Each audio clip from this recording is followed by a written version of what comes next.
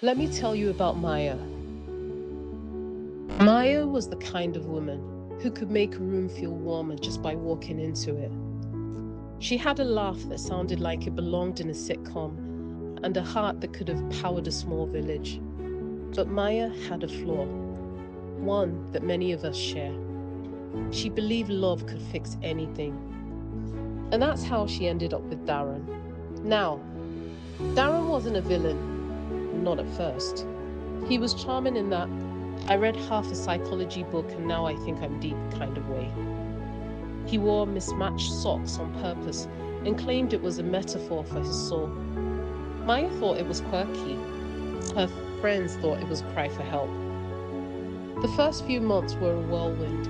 He'd send her texts like, thinking of you even while brushing my teeth, and you're the only person who understands my existential dread. Maya swooned, Darren brooded, and the relationship bloomed like a flower growing out of a crack in the sidewalk. Beautiful, but doomed. It started small. He'd cancel plans last minute and say, I just needed space to process the moon's energy. Maya, ever the empath, nodded solemnly and Googled lunar cycles. Then came the critiques. You're too emotional. You laugh too loud. You're too available. Darren had a way of making her feel like she was always too something. And Maya, bless her heart, tried to be less. Less emotional, less loud, less herself. Her friends noticed. You're shrinking, one of them said, like a sweater in the wrong wash cycle. But Maya waved it off. He's just going through a lot, she'd say. He had a tough childhood. His cat ran away when he was 7. The cat became the scapegoat for everything. Darren had a talent for rewriting reality. If Maya brought up something hurtful, he said, he'd blink slowly and reply, I think you're projecting. If she cried, he'd say, you're weaponizing your tears. If she laughed at a meme he didn't find funny, he'd say, you're trying too hard. It was like dating a mirror that only reflected your flaws.